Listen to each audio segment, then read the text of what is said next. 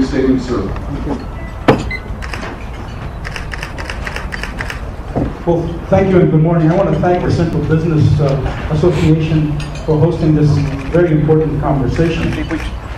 Let's start off by saying I'm proud to be your congressman. I'm proud of my record, and I'm most proud that that record reflects the values and priorities of this community. Over the last 15 years, I have taken over 10,000 votes for this community. Some of the votes have been difficult and gut-wrenching by voting against going into a war in Iraq. Many of those votes have been difficult because of shrinking budgets and conflicting priorities. But I'm also proud that I have passed over 70 bills that have been important and essential for this community. And I have been in the trenches fighting for this community in Vietnam, on the border, and now in Congress. And I am proud of the results that we have achieved.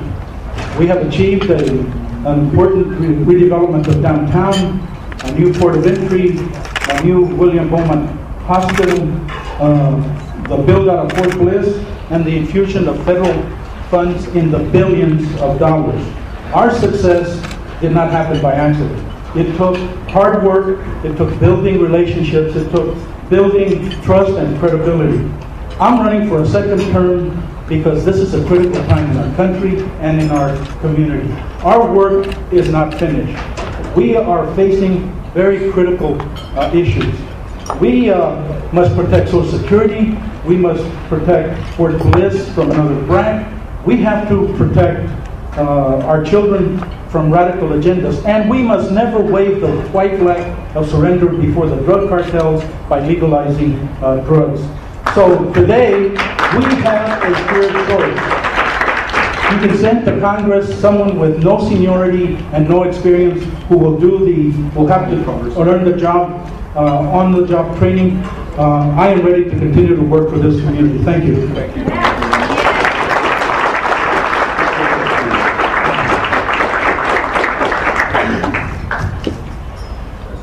This election is a contest between the status quo and an ambitious vision for our future.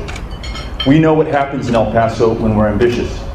We wouldn't be here today at the DoubleTree Hotel but for that ambition on the part of people like the sheriffs and the people of El Paso. The kind of progress that we made in downtown over the last 6 years, which has seen over $230 million in investment, added to amazing progress that we made across the board in important quality of life issues, caused Newsweek magazine last year to name El Paso, Texas, the #1 can-do city in the country. I think we need to take that can-do attitude and spirit to Washington, D.C. and to the U.S. Congress, an institution that's proven time and again that it can't do, won't do, and for whatever reason just hasn't been able to get the job done. You and I know the consequences of the status quo. Long bridge wait times that threaten thousands of jobs in our community. A VA that can't take care of those who took care of this country. And amidst the largest construction boom in Fort Bliss history, 10% unemployment in El Paso because local firms and their local employees couldn't get a level playing field on which to compete. But it doesn't have to be that way. Given our enviable position on the U.S.-Mexico border, we could be the epicenter for U.S. and Latin American trade. Given the 80,000 veterans who live in this region, we could have the best, not the worst VA system in the country, with a brand new full-service VA hospital as the flagship leading the way. And with our investments in downtown and the Medical Center of the Americas, we could offer the kind of 21st century jobs that our young people are currently leaving El Paso to go find in other communities. To do that, we're going to have to set the vision. And we're going to have a congressman who reflects that vision, that ambition, and the can-do attitude of El Paso. Thanks.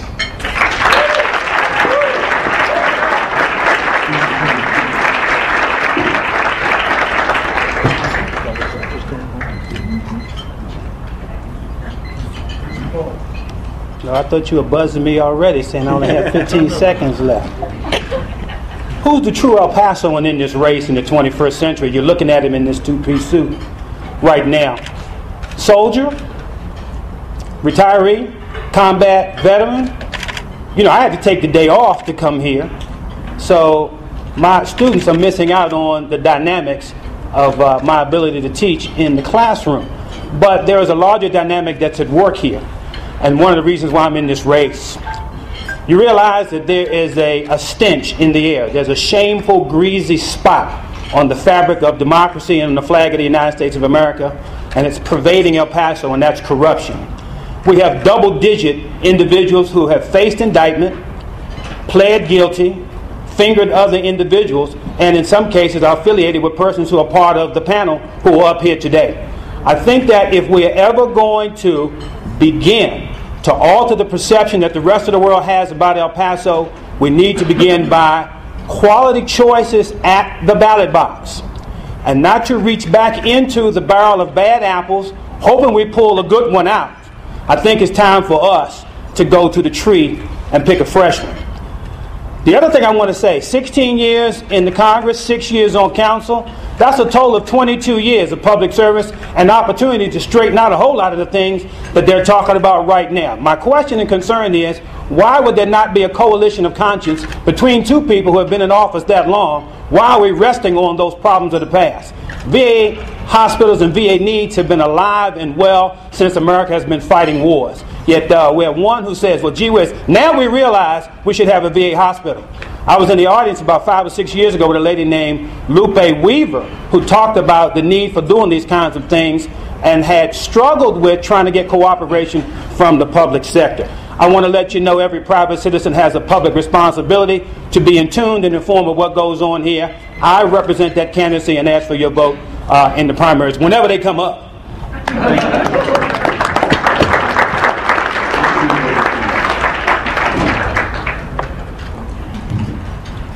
Ladies and gentlemen, my name is Ben E. Mendoza, and I want to be your humble servant. I'm a longtime El Paso resident. I saw when El Paso, downtown El Paso, used to bustle. I remember as a young man, really as a child, when my mother used to bring me downtown in the bus. And downtown was vibrant. There was commerce, there was activity.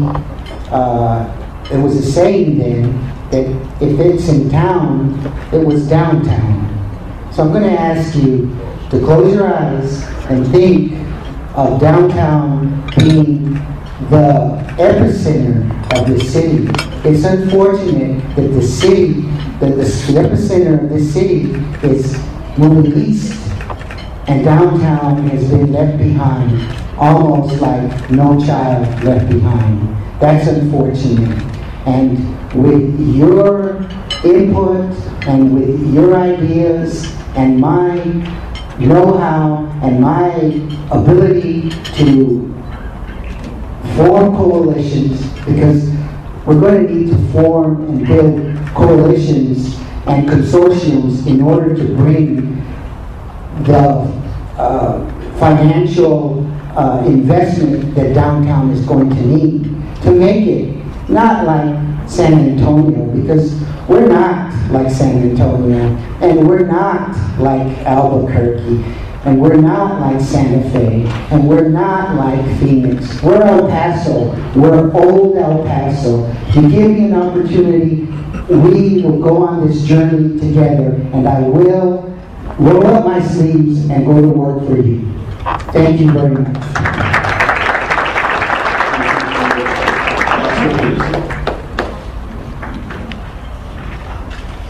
My name is Barbara Carrasco, and I'm running for Congressional District 16 on the Republican ticket. I'm a small business owner. I create jobs, I meet a payroll, and I manage a budget. I'm a conservative, and I believe in the sanctity of marriage and the dignity of an unborn child. I will promote an environment that Can we please increase your volume? Just a little bit, thank you. I will promote an environment that will create private sector jobs and get the hardworking people of El Paso back to work. I will be your voice in Washington and not a voice from Washington. I will work on the important issues facing the city of El Paso, promoting policies for El Paso, not Washington politics. I will carry the torch for Fort Bliss, making sure that El Paso continues to enjoy the economic benefits of having Fort Bliss in our community. And I will make sure that our veterans and soldiers are taken care of and their needs are met. These men and women in uniform fight for our liberties and freedoms. They should not come home and have to fight for their benefits. I will work to stop the wasteful spending in Washington, and I will work to repeal Obamacare. I'm asking for your vote today because we must stop the failed policies coming out of Washington that have saddled our children and future generations with massive debt and no limit in sight. I'm asking for your vote because the American people are angry, they're cynical, and they are distrustful of our elected officials. And why not? Recently, Congress had to pass a bill to stop themselves from breaking the law. Absolutely ludicrous. I'm asking for your vote. After 15 years of leadership, we need someone with a new perspective and new ideas to face the critical issues that are facing our nation.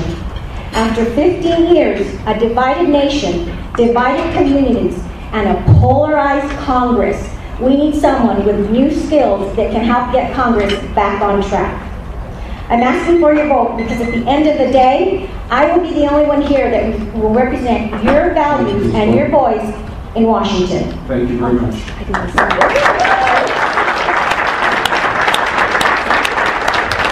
All right, good morning, good afternoon, everybody. My name is Corey Rowan. I'm a conservative Republican running for this congressional seat. I am in El Paso for 22 years. I actually came here 22 years ago to Fort Bliss and stayed ever since. Loved it so much. Met my wife here, who's sitting right here. Very proud that she's here. Also want to say good morning to when I was a company commander of an Army Reserve unit down in Security Park. My first sergeant, John Lee, now retired sergeant major, is here. Good to see him again. But like I said, I've been in for 27 years in the Army and the Army Reserve. I have over 14 years of active duty experience. I'm a Desert Shield and a Desert Storm a veteran, as well as Operation Enduring Freedom. Actually just came back from Afghanistan in September of 2011, just about 5 months back. I have a great history of leadership and working for this city. I worked for the city of El Paso in the health department for 7 years in the early 90s. I worked for UTEP in the military science department as an assistant professor of military science there for 4 years. I was also the chief of staff, very involved with Fort Bliss and everything that was going on there. That's when Team Bliss, the logo, first came out. I'm self-employed right now. I work from home. I have a home-based business that my wife and I run together. My big platform is we need to get the economy working again. We need to cut taxes. Yes, we need to cut federal taxes down. We need to stimulate the economy by lowering taxes. We need a smaller government, not a bigger government. Everything we see basically on the news these days is the government's getting bigger. We need a new program for this, a new program for this, or that. I'm opposed to that. I want to cut taxes and I want to make a smaller government. I am a Christian. I go to the Abundant Living Faith Center, and I do bring my Christianity to this public office. I believe in the separation of church and state, but I also believe we are a Judeo-Christian nation founded on that, and I am opposed to abortion and same-sex marriage and other social issues. Thank you. Thank you very much. Now, Congressman, on the questions, we'll start with you, but we will rotate the order in which the questions are responded to. So, Corey, you'll be the last person answering the question, the first question, and the first person answering the second question. The drug problem. It's not Mexico's problem, it's everybody's problem. It's our problem as well, Congressman. If Mexico, in the analogy, is the pusher, we are the junkies. What do we need to do on the federal level to change this dynamic? Well, there are many things that we are doing to help Mexico deal with its efforts against the drug cartels. One of the things that I'm proud to say that I've stood up against is the mischaracterization of what our border communities are like. We're living here in the safest city in the country for years running. Yet we have a governor that stands up and criticizes the administration for not doing enough for its border security. I have legislation that will work to remodel and refurbish all the ports of entry, called the Ports Act. That has not been passed, largely because of the conservative agenda at the federal level that wants to focus strictly on border security. I think we have to continue to help Mexico. I think we have to continue to work on drug demand reduction programs here in this country, because we are the harvesters. Thank you very much, Congressman Reyes. Mr. Ward. I believe that the question is about the drug war. More than 10,000 people in our sister city of Ciudad Juarez have lost their lives over the last 5 years. We imprison more people in the United States than any country on the face of the planet. We've spent $1 trillion trying to stop drugs, especially marijuana, from coming into this country over the last 40 years. And yet today, it's just as easy as it was 40 years ago to get marijuana in a high school or middle school, only it's about 200 or 300 times more potent. So, if you're happy with that, if you like the status quo, let's keep doing the same thing over and over again. If you think we owe ourselves something better, let's look at all the policy options available to us. We have a moral imperative to do something when people are suffering in our community. And we have a selfish interest when the single largest economic factor to our well-being in El Paso is Ciudad Juarez, to make sure that we contribute to fixing this problem. That's why I've offered alternatives and options and solutions, and I think that's what leadership is all about. Thank you, Mr. Ward.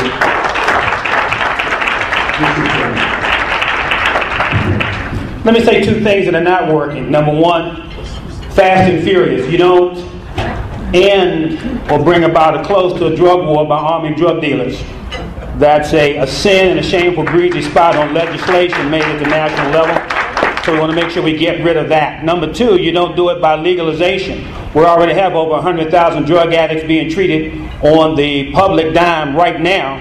We don't need to add to that addiction, along with the almost 100,000 soldiers who are coming through the Army Substance Abuse Program at Fort Bliss. You will erode the combat readiness of the United States Army by putting those careers in jeopardy by surrounding the largest and fastest growing military installation with a legalized drug community.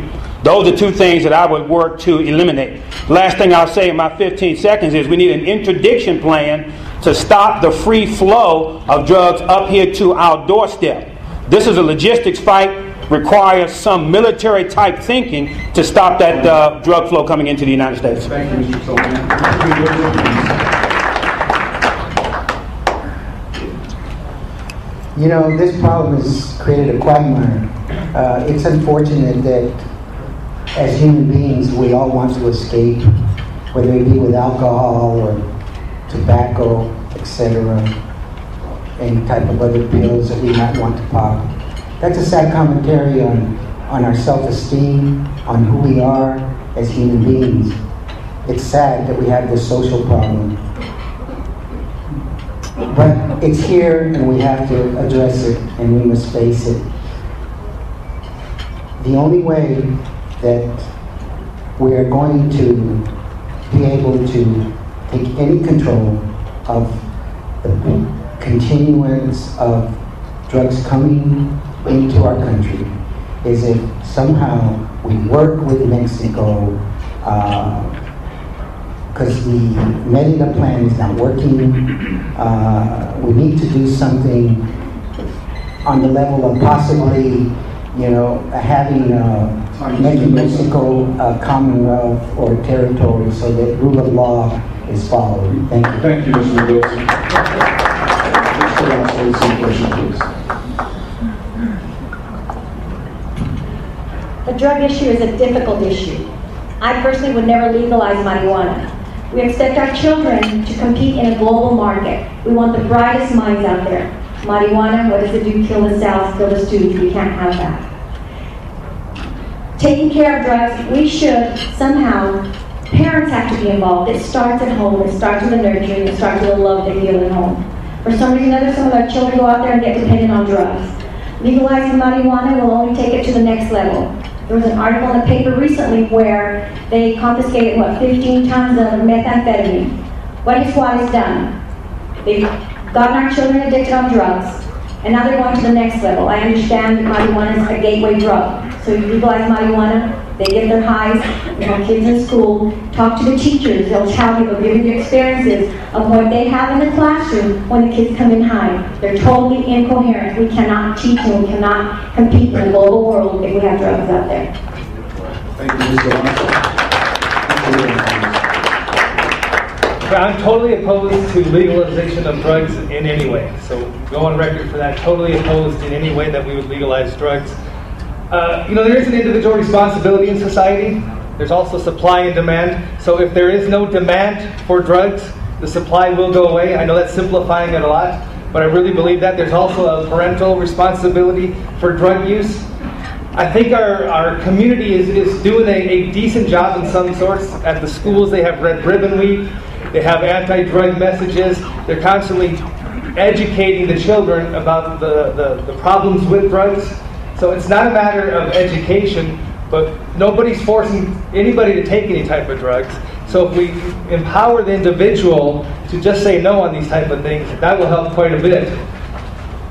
Serving 27 years in the military as Lieutenant Colonel, we don't have any type of drug problem in the military. So a lot of times it comes down to education on that. So opposed to drugs, would not legalize them in any way. Thank you, Mr. Warren.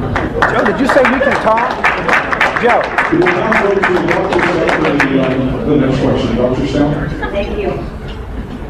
Even though the upcoming quality of life bond will be decided by local voters, what are the next steps for downtown development, and what leadership might you contribute to pushing private-public support?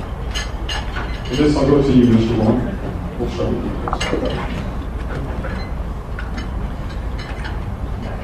Okay, so we have this quality of life bond coming up for election here in the near future. Yes, we want to make our city much more beautiful. Yes, we want to do a lot of things for the downtown here. But I don't know that we necessarily need to raise taxes again and again and again to do this. Let's empower the small business professional to get to an economy where they can hire and pay the more taxes because of the stimulation of the economy. Then, instead of raising the taxes, we can use that money in order to revitalize our city and our downtown. Thank you, Mr. Warren. Thank you. 15 years ago, when I first got elected, I placed my office at the Cortez Hotel right across from Abeytia because I wanted to send a clear message that downtown revitalization was a priority for me and for my office. Since then, we have invested in a $70 million new federal courthouse. I've contributed to the Sun Metro system of about $125 million. A new passport office funded by the American Recovery and Reinvestment Act has been placed downtown. The Small Business Administration office moved back downtown at my urging in 2008. I think we all have a role to play in continuing the revitalization of downtown. It makes sense, it's the right policy, and I will continue to support it. Thank you. Thank you very much.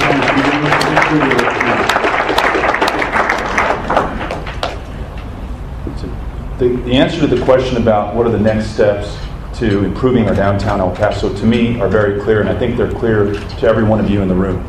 It's to fix the bridges that bring the shoppers into downtown El Paso.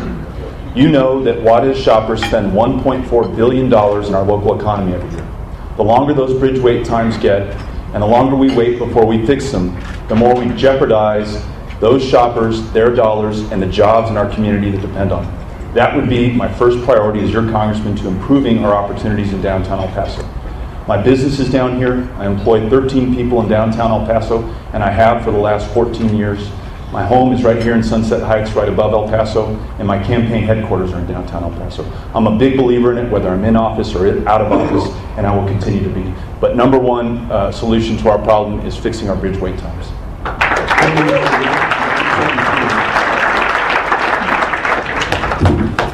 Your bridge wait times are such because we're going to scrutinize everything that comes into El Paso. We got an epidemic of drug flow coming north. you open up another bridge, you improve the wait times to, you may ameliorate the wait times to one measure, but you got to make sure you are not opening up another avenue and another venue, another artery to feed drugs into the veins of an already addicted America. We got to make sure we get rid of that problem. Number two, you don't have to look at the news except for last night. We don't need to speed up bridge crossing times. We need to stop the flow of bullets coming into downtown. That'll begin to stop. Begin to encourage people to come down and pay a little bit more attention to downtown. Last thing I'll say about it is this: what you want to do is improve the per capita income in this community through a quality education program. You need to make investments more in the classroom and less in the penal system. We never seem to have enough money to educate them when they're 10, but we always find enough to lock them up when they're 20. We need to reverse that.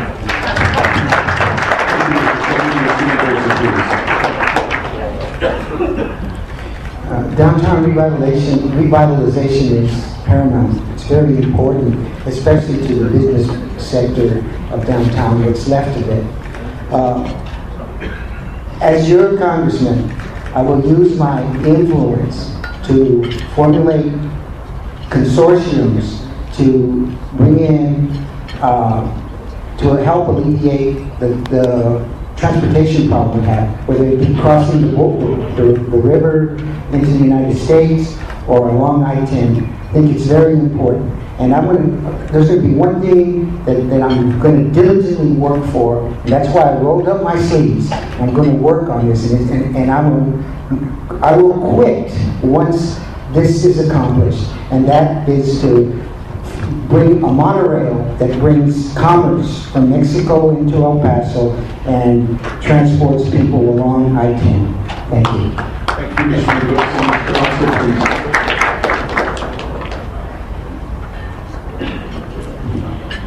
There are a lot of factors that influence the revitalization of downtown. It's a dynamic situation. Number one, before, Mexico could not have China products. Now they have products from China and Mexico because they reduced the tariff. So people who were crossing into El Paso before buying the products are no longer going to have an incentive to come to El Paso and buy these products. Number one, there's a 3-hour wait on the bridge. Number two, they're shopping fewer hours because they want to get home because of the violence in Juarez. Another problem that I see with the vitalization, I've been doing some research recently, is the application process of the city. It's my understanding it takes approximately a year to get the paperwork done. My goodness, it takes a woman to have 9 months. It takes a woman 9 months to have a baby, or a year at the city hall filling out forms. It's ridiculous. The next thing we have is, it's my understanding that the Mexican citizens no longer have a U-shaped route to go through because of changes in downtown area. So we need to involve the landlords, we need to involve the business owners, and we need to involve the property owners. Thank you very much. This next question will go to you, please. So my question is regards to opportunity in the students. Can we please have a little more volume on this one? Thank you. As fast-growing city El Paso is becoming, we have seen a trend of students exporting our talent elsewhere. What are your plans to maintain that talent in the El Paso community? Ms. Carrasco, this question will start with you and then Paul. Well, number one, we need to attract industry into El Paso. We're not teaching our students, they're not graduating with the proper qualifications, and we don't have the resources here for them to go work at. So what is it? The chicken for the egg? I mean, what do you do? How do we get the companies here? Do we say we have qualified talent when we don't? Or do we qualify the talent and then go after industry? So that's a double-edged sword. Regarding the UTEP and the community college, how are they working together? What trades do we have in El Paso? What are the needs of El Paso? Who is here? Those are all have to be developed. They have to be researched before we can say, okay, we're going to bring industry in because we don't have qualified workers, or we don't have qualified workers and we bring in industry. Thank you. Thank you very much. So we want to know what we can do to keep the students who are graduating from our colleges and universities here in El Paso. We need to, if there was jobs, good high-paying jobs, they're going to stay. So what we need to do is get more jobs for people downtown here, throughout the city, get people working again, and they will stay. People love El Paso, people want to stay in El Paso, but it just doesn't pay. I was fortunate when I did leave the military to get a job with the city of El Paso because of my college education. I was able to work at UTEP because of my college education, so the big thing is getting them educated, getting them with the jobs that people are hiring here, and then they will stay. Thank you very much, Congressman.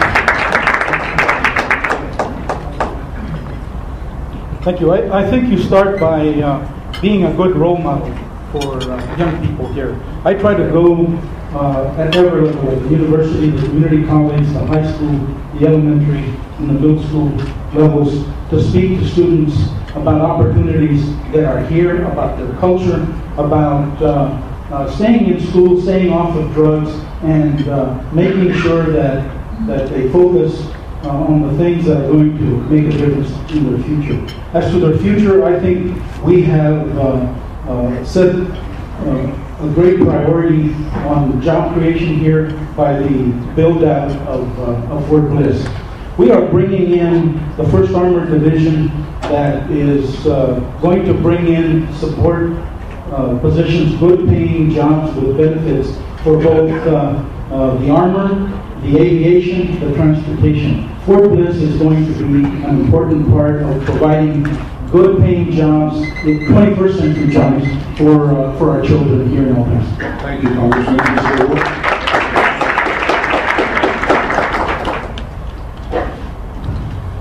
We need federal leadership that will provide opportunities for our young people to stay here. As someone who's owned a business for the last 13 years and created dozens of high-paying, high-wage jobs, I know what it's like to create opportunity in El Paso. And unfortunately, some of the greatest assets that we have right now in this community, we're not capitalizing on. I think of the Medical Center of the Americas. That same complex in Houston, the Texas Medical Center, employs 93,000 people. Precisely the kinds of high-wage, high-tech, white-collar jobs our young people leave El Paso to go find elsewhere. At Fort Bliss, you've had almost $5 billion in economic activity, but most of that money has gone to out-of-town firms and their out-of-town employees. It helps explain 10% employment here. We have a congressman who can get earmarks for well-connected organizations like Abeytia, but he can't help a promising future that we have at the MCA when we desperately need it now to keep young people here in El Paso. That has to change.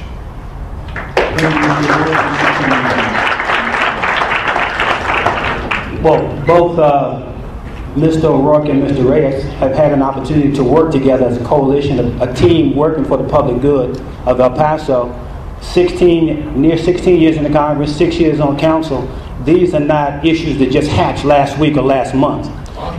The business community will go fishing where the talent pool is deep. The social, economic, and political future of this community and this country is in the classroom right now, and that's where your assets and resources need to be identified. The challenge to the CBA, as an example, is to stop watching how the curriculum is prosecuted and then talking about students who are graduating with less than qualified services that you can use, and get in and influence the curriculum so that when they graduate, they are graduating into a labor force because the labor force has spoken to the public education system and said, this is what we need, train them this way so when we graduate, they can go straight into the business marketplace. That is a responsibility that all of us have, and not enough of us are involved in the classroom. Thank you, Mr. Wood.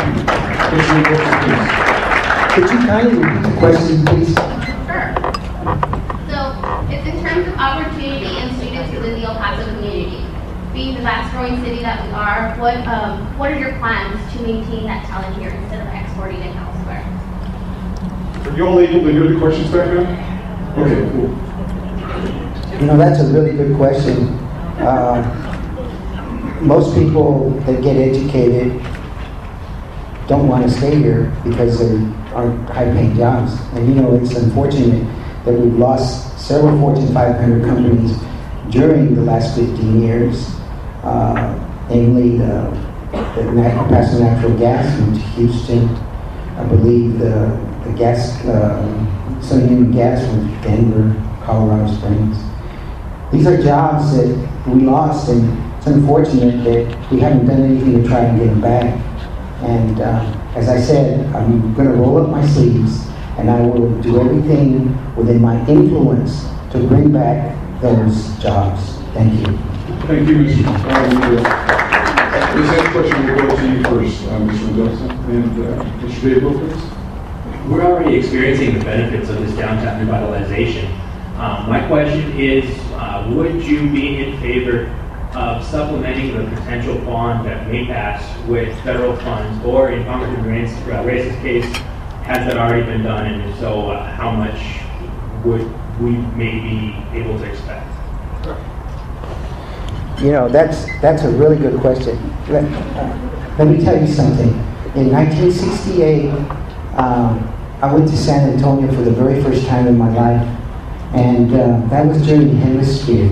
And if you recollect correctly, Hemisphere was the World's Fair. It was a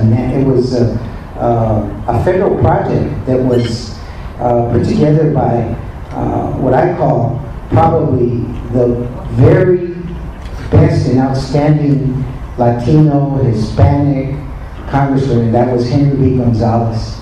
And I hope to mentor or emulate Mr. Gonzalez. And I think that if we can get some federal money and make projects like that in El Paso, I think that would be sterling, and that would help the economy just like it did for the Hemisphere in San Antonio. Thank you very much. Ms. Linda. Ms. Carrasco, please. Could you repeat the question, please? She'd like to. Would you be in favor of securing federal funds to help supplement the potential bond for the downtown revitalization? Yes, I would, provided that the city included property owners, landlords, and business people in the downtown revitalization process. We need to have everybody involved in the decision-making process to speed up a process. Nobody should be excluded when they're revitalizing downtown. A revitalization of downtown is the pride of our city. It brings out the historical uniqueness of El Paso. So we need to find out what our uniqueness is, what is it that we want to accomplish, and do we just want to be like the Joneses?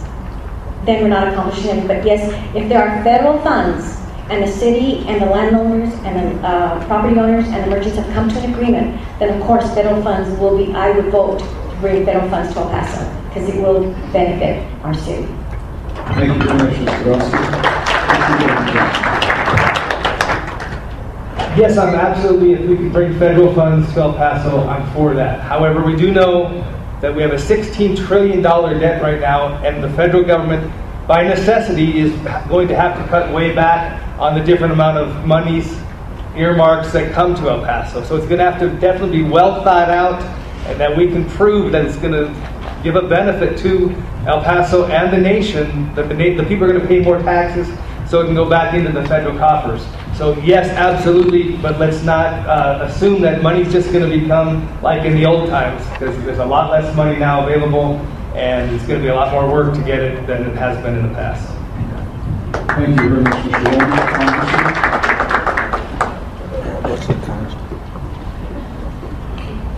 Thank you. Facts and understanding the system matter in this job more than anything. I am proud to tell you that I brought $1.3 million for the revitalization of the Plaza Theater. A much maligned and criticized piece of legislation, the American Recovery and Reinvestment Act, was responsible for the build-out in part of the Sun Metro system in the downtown area.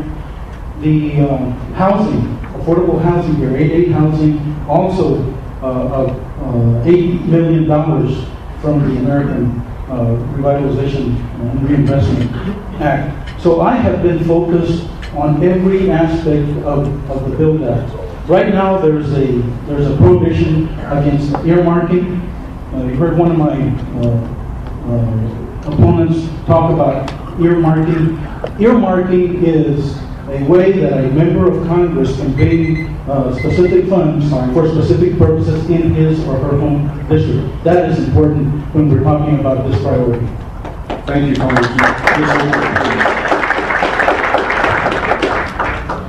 Yes, I would pursue federal funding to supplement what the local taxpayers and local business leaders have invested in downtown El Paso. When we first proposed the downtown plan in 2006, I walked literally every single door in downtown El Paso and in Sinaloa Galati. Not every voter, but every single apartment and home in that community to find out what people wanted, what their reaction was to the plan, and how they thought they could make it better. That's the same way that I'm running this campaign. I've already walked over 10,000 homes and talked to thousands of voters about their priorities and their concerns.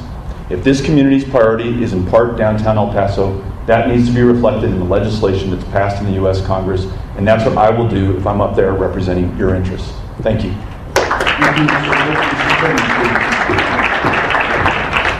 Yeah, I want to borrow some from two comments that were made here at the dais. Number one, let's take a look at what we have in the bank right now. 15, 16 trillion in the hole.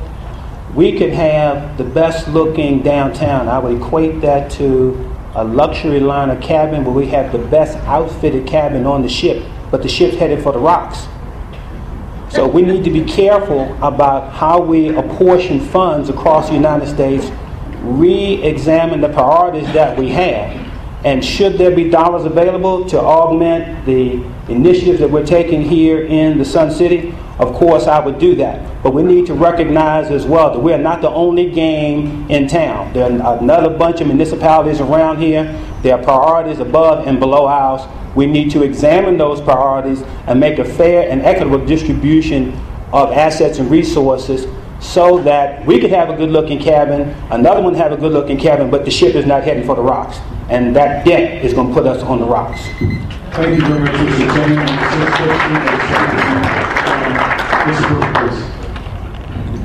I suggest to you that the solution to the situation in Mexico and our 10% unemployment is economic prosperity. That is what will balance this community, and that is what will move this community forward. In light of that, we had a congressman named Ron Coleman, who I found out when I had a chance to meet with President Herbert Walker Bush, was instrumental in passing NAFTA as a solution to bring prosperity to this area. He said that when he traveled to Phoenix or Albuquerque or Houston or Dallas, he saw NAFTA. It was very obvious, and they were getting basically the residuals of what we're not getting here. So my question to you, each of you, is NAFTA has passed. El Paso seemingly is not taking advantage of it. Juarez is losing the infrastructure that it needed to attract even the small business that was bringing in prosperity. What is your opinion about what we can do as a community to be more effectual in a law that's already passed Congress, thanks to one of our congressmen? Mr. Tillman. North American free trade has some pluses and minuses. The larger point that we need to do is make sure we have a qualified labor force so that however commerce flows into or out of the United States, we have a first string set of qualified workers who can compete anywhere on the planet, because that's the real world. That's the world that we are in. The other thing we need to make sure of is that the national and international perception of our community is not glowing. It's not the best. When people take a look at and assess El Paso, they think about things like the headline and the lead story that was on the news yesterday. They think about the drug flow and the profits coming into and out of the United States to an addicted America. We have got some image cleaning to do, and we have some habits we need to change. I submit once again, the economic future of this community in this country is in the classroom. You need to improve the labor force so they can compete in the global economy. That's what's going to fix it. Thank you, Mr. Tillman. Mr. Mendoza. You know, from the inception of NAFTA, I've always been vehemently against it. I could see that it was what the people here and the business here were going to be taken advantage of, because unfortunately it was a program that only the big industrial companies from the north were going to benefit, and that's unfortunate because, as was pointed out, it seems like the spoils are going to Phoenix, Arizona, and not El Paso, Texas. And it was a travesty that Mr. Coleman supported that. But it was even more of a travesty that President Clinton went ahead and signed off on it. He didn't have to, but he went ahead and did, in spite of the fact that Mr. Bush was the one that was pushing this NAFTA program. Thank you, Mr. Carrasco. Mr. Mendoza, please come out, please. With any program that you're dealing with commerce, there's going to be a drawback. Nothing will ever be a perfect bill. Same thing with the free trade acts with Colombia, South Korea, and Panama. We are opposed to lose jobs. But they weigh the balance and they say, okay, how does it benefit the United States as opposed not to? So if there's a way to balance the criteria, then it's good for the United States. But we cannot be a closed society. So the NAFTA, the free trade acts with Colombia, South Korea, and Panama, they're necessary for our growth. We're a global economy. Everybody keeps talking about global economy. Well, these are some of the drawbacks of having a global economy. But the facts and the reality are, we work and we live in a global economy, and we have to compete that way. Thank you. Thank you very much.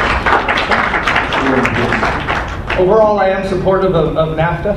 I think it had good intentions at the time.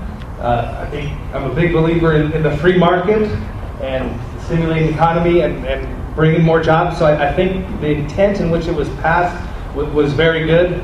However, I think it probably does need to be relooked at by Congress, tweaked a little bit to make it more practical, 16, 18 years later now that it's passed. But it does do good as far as opening up free trade amongst the three countries in North America. So in that sense, I do support it. Thank you very much, Mr. Wong. Congressman West, Thank you. I'm the only member of Congress that has a border security immigration background. So that gives me an opportunity to weigh in on many of these issues. This past weekend, in Michael Hassan's column, he interviewed Alan Russell, who talked about the kinds of proactive programs that Homeland Security has come forth. The interesting comment here was that this community is only using about 30% of the ready lanes, the DCL, and all of the other programs, the LED lighting. So we have to do a better job as a community of making sure that we participate in these efforts. I also have the Ports Act, which invests $5 billion in our ports of entry, both on the U.S. and Canadian border. We hired 5,000 new inspectors for those bridges, because right now we have about a 30% vacancy. These are real plans and real issues that I'm pursuing as a member of Congress. Thank you.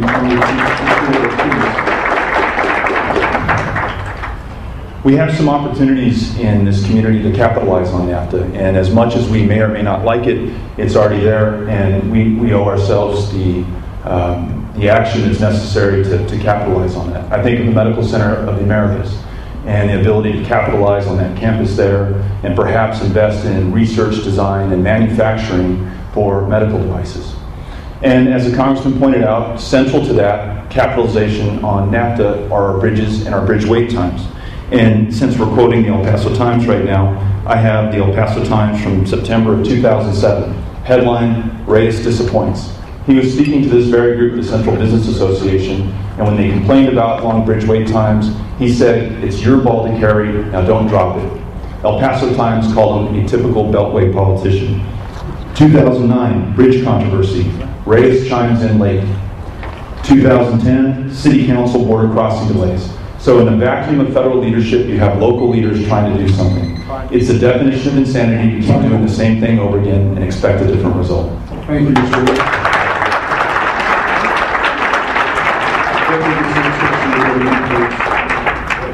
Mr. Crown. In this campaign so far, Mr. O'Rourke has repeatedly said that Congressman Reyes has passed only 6 bills in 16 years in office. Honestly, I'm not sure if that's true or not. So I'd like to ask the candidates what their thoughts on that statement, if true, and if true, what it says about the Reyes years. And Congressman, of course, this gives you the chance to address Mr. O'Rourke's fairly frequent assertion.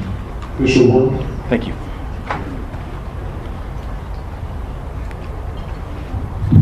Our congressman has been in Washington, D.C. for 16 years, and in that time has only passed 6 bills. It's fact, it's on the U.S. government website. 2 of those bills are to rename buildings in downtown El Paso. In addition to that, he has one of the worst voting records in the U.S. Congress. 95% of his colleagues show up to work and to vote more often than our congressman does. I think I've already illustrated today the consequences of being in the bottom 5% of your class.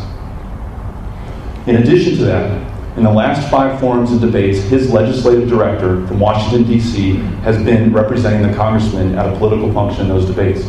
If I had only passed 6 bills in the last 16 years, I'd have my legislative director in Washington, D.C. writing legislation that would help my community. That's what I think El Paso needs right now.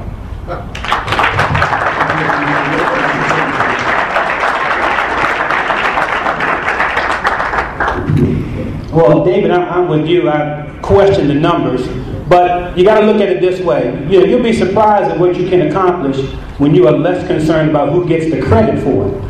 It's not a function of whether or not you may have initiated a piece of legislation. Do you have your shoulder on the wheel? Somebody else may have come up with the idea, but what we need to ask ourselves is it a good idea, common sense for the common good? Doesn't matter who started it, who's on the team to help it move forward. That becomes the ultimate issue. One of the struggles that we have in the Congress at the national level is that we have lost our ability, we have lost our way to build coalitions, common sense decisions for the common good. Common sense legislation has gone by the boards. Let me say to you one more time. It's not a function of who starts the legislation. It's a function of who gets behind it when it's common sense for the common good to get the best dividend for the tax dollar invested to support it. That's the difference in my thinking and the contentious and acrimonious relationship that exists up here in the dais right now. You need people who want to cooperate.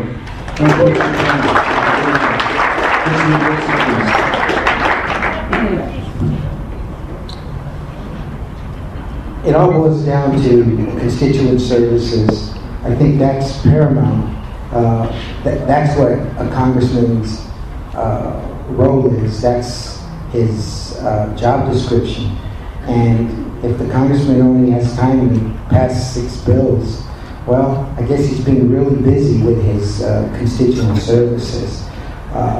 And those constituent services are working with the VA for veterans that are living in his district, as well as Social Security issues that arise as we become 65. I think that it's important, as your congressman, that these issues be addressed, and if there is legislation that needs to be addressed, it's important that the congressman should carry the ball, and as your congressman, I'll do that. Thank you. Thank you very much. Ms. Carrasco, please. The amount of legislation that he passed or did not pass in Congress is not important to me. It's how he voted. He voted on cap and trade, which is killing private industry. He voted on Obamacare to gut $700 billion out of a Medicare program, which is already in trouble. We know that 30,000 million baby boomers who started retiring last year in January at the rate of 10,000 a day. So he voted to gut $700 billion on a program that's already in trouble. Then he voted on the stimulus. I have 20 pages of stimulus recipients here in El Paso. Try calling any of them and getting a number of how many jobs they created. You cannot get it. Call the schools, ask them what they did with the stimulus money. You cannot get a straight answer. It's how he voted and how it's affecting our economy, how it's affecting your pocketbook, and how it's affecting our seniors in El Paso, and it's all devastating. Thank you.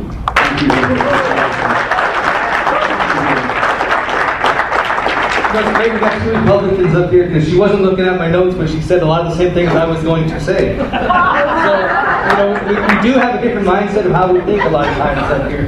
But let's remember now that the Democrats, and we are Republicans to us up here, ran the government for 2 years.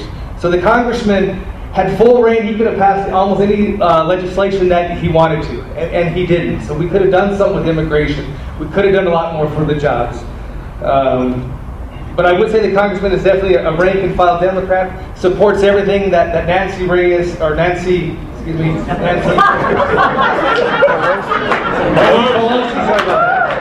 Pelosi supports. And I think we need a free thinker up there who's not going to vote with the party line all the time. And I would have voted against the TARP, the Dodd-Frank, the stimulus, the Obamacare. But I would have voted against all those, which I think should not have Thank you. You know, I was sitting here thinking, sometimes being naive is cute. In this job, it's dangerous as hell. When somebody talks about me passing only 6 bills, you know, that's the same number of bills that Nancy Pelosi, that Dick Gephardt, that so many, John Boehner, Republicans and Democrats alike, have passed. It's not important to have your name on it unless you're a show pony and want to say, hey, look at me, look at what I'm doing. It's more important what you produce. It's more important putting the things that are important for this community on the bills that are moving. Who cares who they're named after? I don't, but the results are here. I have a track record that I'm proud of. I'm your congressman. I have your best interests. In spite, and I respectfully disagree with my 2 colleagues on the Republican side, I'll at least have a chance to debate them more in the general election, but I can tell you, what matters is what you see. What matters is the record that I am proud of. Thank you.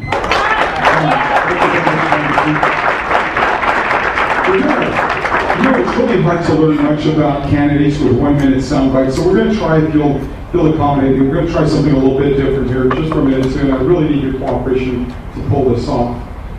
We want to know how you all are 6 of the sharpest people here in El Paso. I think you could probably do a lot of good in solving most any problem that was before you. So let's just pretend that you all just met at Jackson's, you're sitting around a big table having a beer or a Coke, and just have a conversation where you engage each other, but you allow each other to speak and to interact respectfully. And the topic of discussion is how do we revitalize downtown El Paso? Not theoretically, but what steps can we start taking today to revitalize downtown El Paso? Who wants to start? I'll start. Okay, Barbara. The first thing we need to talk about is the uniqueness of El Paso. This isn't speech, so if you want to start. Oh, yeah, okay. Well, you want me to sit down and just... Let's just sit down, Barbara. Okay. You sit at the table. Okay. I think we should start with the uniqueness of El Paso. That's what I'm thinking. Yeah. And the ideas from the community. Give me your attention, guys. Yeah. Okay. We're going to take a conversation.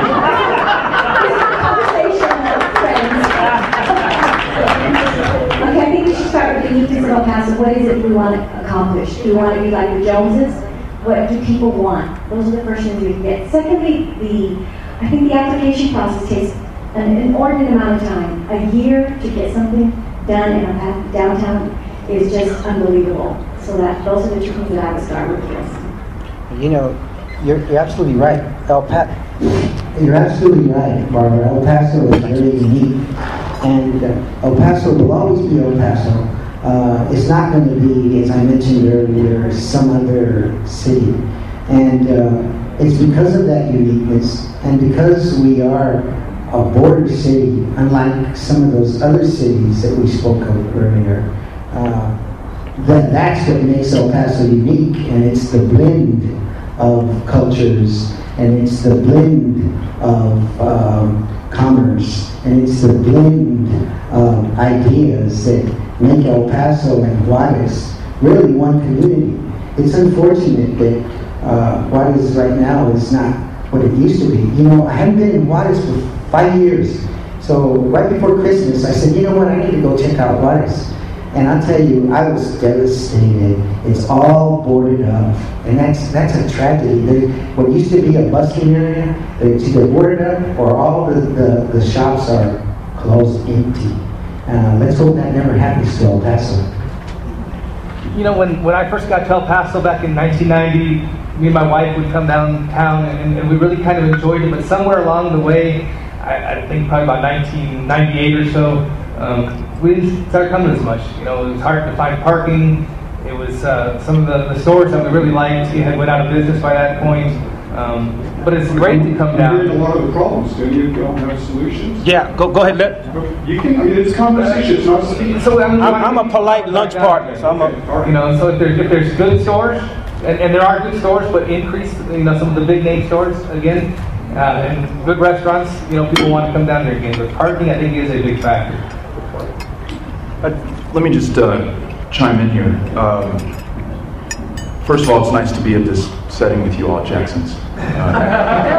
Impeccable service, great food. When I was on city council, I got a call from a downtown landlord who's actually in the room today. And it was around Christmas time, and he said, I want you to come down, and you and I are going to spend a couple of hours together. And with that as the introduction, I met him downtown at about 8 a.m., weekday morning, near Christmas, busiest shopping season in downtown, as all of you merchants and retailers know. And he had me accompany him over the Paso del Norte Bridge into Juarez, and then he said, look, we're going to stand in line and come back over, but we're not going to stand in the U.S. citizen line. We're going to stand in the Mexican national line. He knew that the Mexican national shopper was and is today the lifeblood of downtown El Paso. So we stood in that line in the bitter December cold for over an hour and a half, and then when we got to the front of that line, of all the inspection booths available, half of them were closed. And we watched as the people in front of us were barked at and ordered around like something less than one of your most valued assets in downtown El Paso. That to me was a real eye-opener. We ignore the Juarez shopper who spends $1.4 billion in our economy at our peril. And the lowest hanging fruit, the easiest and most essential problem to solve is how to make it easier while still making sure we provide security for this country, easier to get that shopper into the United States, spending money in downtown El Paso. That's the first and most important thing for us to do to revitalize downtown El Paso. Well, Beto, I don't think we ignore them. That's why we're able to talk about those numbers in terms of economic impact on this side. What we got to make sure we get straight is the security challenge that we are faced on the border. If we can go after the perception that people have about what downtown is to not just the rest of El Paso, but to the rest of the United States, we can begin to fix that problem. We got a problem here because we got a drug addiction in the United States. We have other people who are trying to come into the United States to try to hurt the country. So you put extra scrutiny on people who are trying to enter the country. I think that if we can get after an interdiction problem to change the perception of drug flow into the United States, that will open up and develop a more progressive free flow, not just of foot traffic, but of vehicular traffic coming in. The other thing you take a look at, and I'm going to go back to this news piece. There's a bullet came across the border yesterday. Lady pushing a toddler in a stroller. She takes a flesh wound in the leg. That could have been the baby. Okay. And what has happened, I think we've kind of kicked this problem down the road. We keep waving the flag that we are the safe city in the community and so forth, in the country and so forth. But the reality is, I don't go to Juarez because I want to come back on foot. I don't want to be carried back. I don't want an ambulance, and I don't want to be a statistic at the University Medical Center. We have got to straighten out that problem on that side. Let me say this, and then I'll give the conversation to anybody else who wants to take it. It's a little dicho that I developed when I was in special operations. Hold on for a second. You reminded me that a congressman that you want to jump in there to say something? Sure.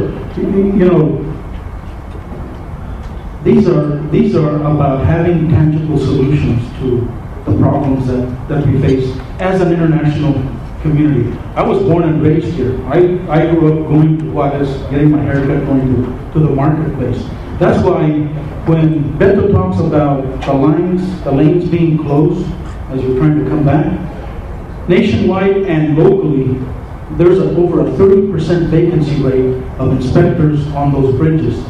There's a lot of things that they can do with technology, but fundamentally we have to keep pushing to hire inspectors for CBP. That's important. The other thing that's important is spending the money that we need to spend on the ports of entry, whether they're bridges or land ports of entry, because we've done a very good job of growing the Border Patrol from 5,600 when I retired in December of '95 to 21,800 today. But commensurate with that, we haven't done the same thing for the ports of entry. And the reason is because it's sexier and it sells better to talk about keeping this country safe by focusing on in between the ports of entry. I have legislation that I think is critical and vital and that will address those kinds of issues. Barbara, you criticize the American Reinvestment and Recovery Act, the stimulus act. That money was what we used to have the awnings across the bridges so that when people are waiting in line, they don't faint in the hot summer. That money we use for housing. That money we use for transportation. In some cases, moving transportation projects up 20 years in this community. So all told, $1.7 billion of stimulus money came here that accounted for thousands of jobs in this community. And I question that, the thousands of jobs and how much per job was that stimulus? So some people in the adjoining table will hear your conversation. Let me interject here. Each of you, all six of you are running for representative, U.S. representative of El Paso. That means you have to represent this community.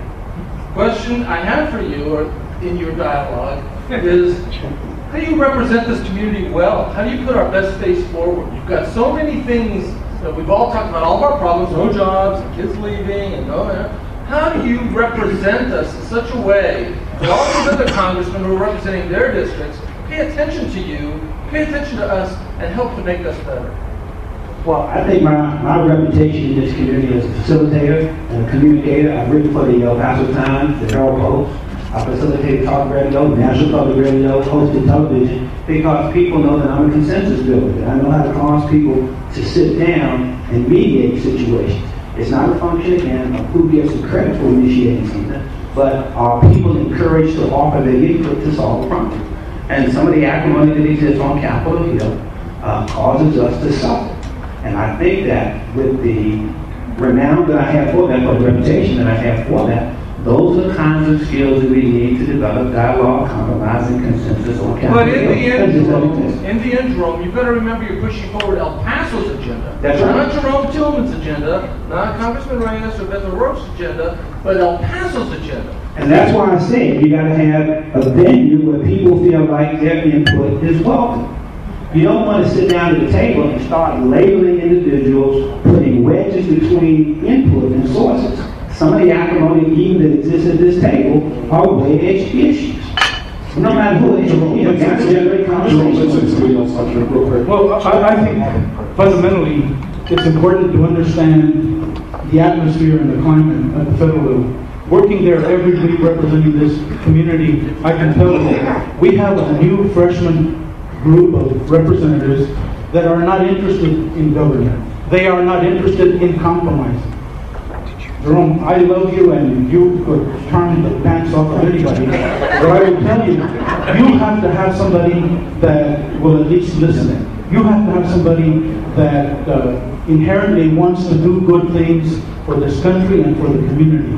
These people are not interested in governing, they're interested in politicking 24 hours a day. And they're interested in not giving President Obama and his administration not a single victory in any way, shape, or form. It is a tough climate up there. So it's important to understand that having the contacts, the experience, the seniority on the committees, that makes a huge difference under that kind of seniority.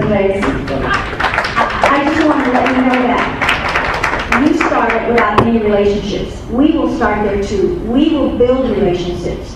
We're going to go represent the people of El Paso.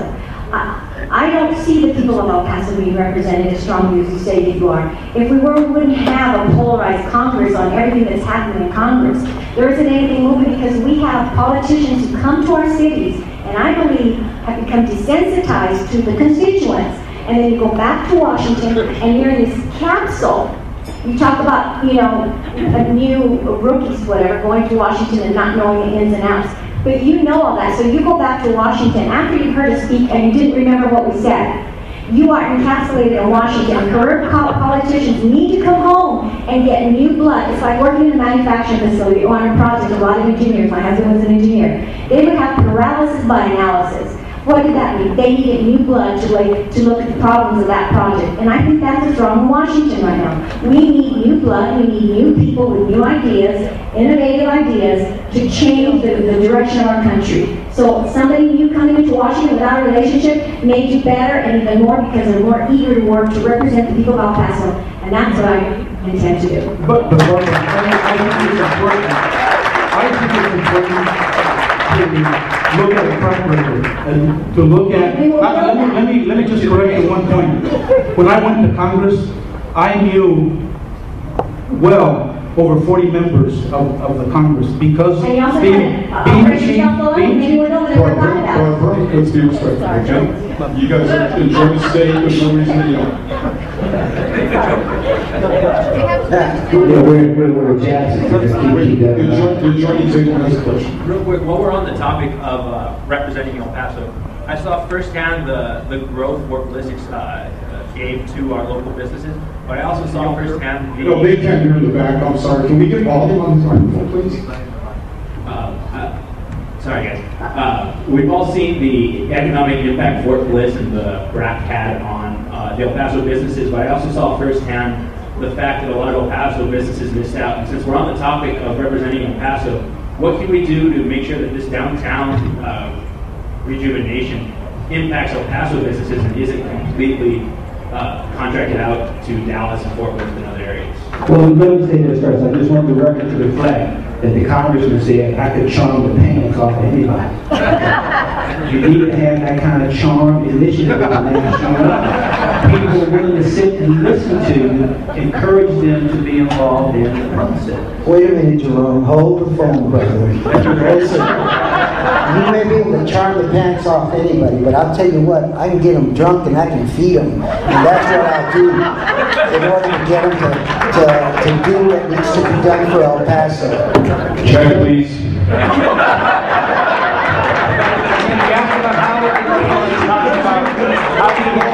It's a strong round of applause, please, for their cooperation in this exercise.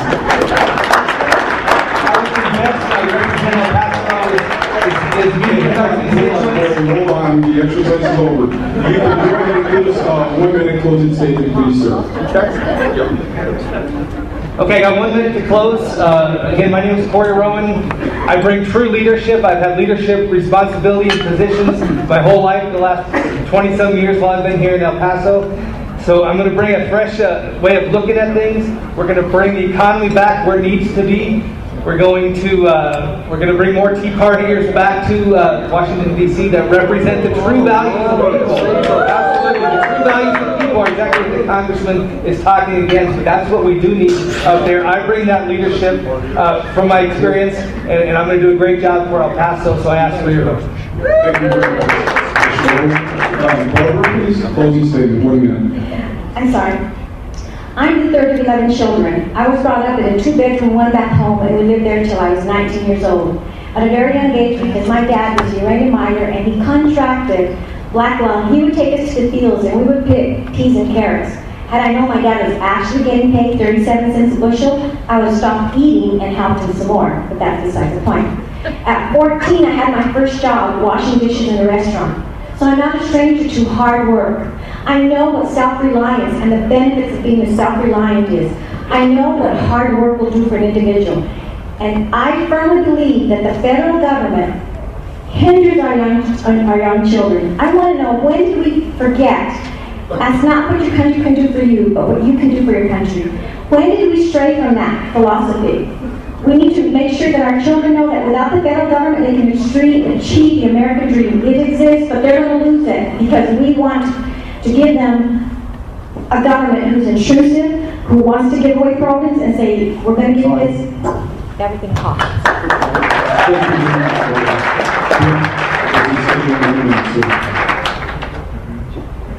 Ladies and gentlemen, I just want to thank you for the opportunity to break bread with you today.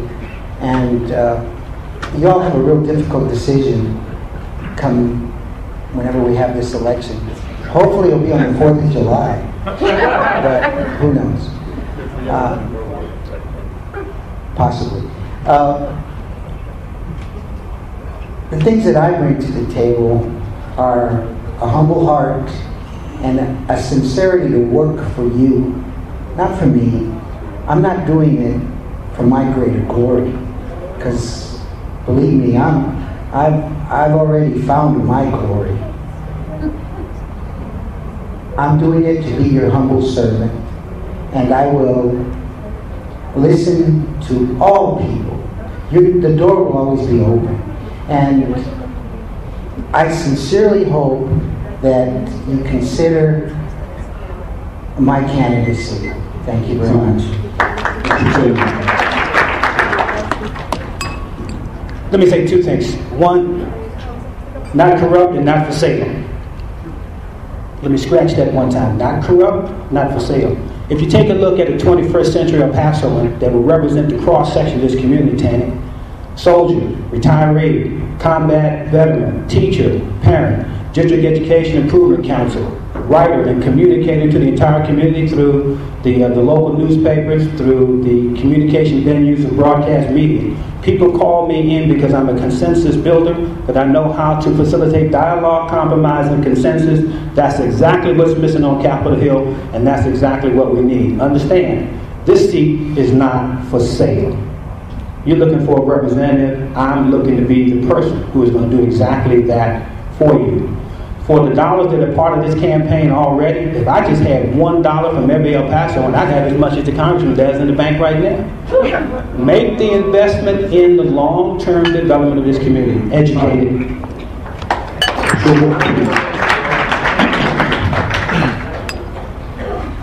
In listening to the responses from my fellow panelists to one of the questions asked, I think I have to agree with them.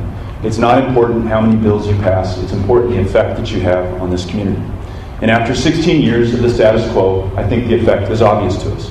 The longest bridge wait times along the U.S.-Mexico border. Because of abysmal Medicaid and Medicare reimbursement rates, the longest waiting room times to see a doctor anywhere in the United States. $5 billion in construction activity, El Paso businesses got the crumbs. And a VA system that in 2008, while Congressman Reyes had been there for 6 terms already, that was ranked the worst in the country. Those are the wages of the status quo. We need to look to somebody who has a proven record as a business owner, creating jobs, and as a city council member who always stood up, took action, and tried to move this community's agenda forward. That's what I would like to do for you in the U.S. Congress, and I'm asking for your support and your vote to get there. Thank you very much. Thank you.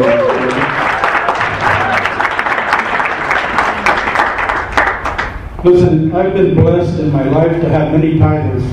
Chief, congressman, soldier, combat veteran, all these things. But my most important title is grandpa.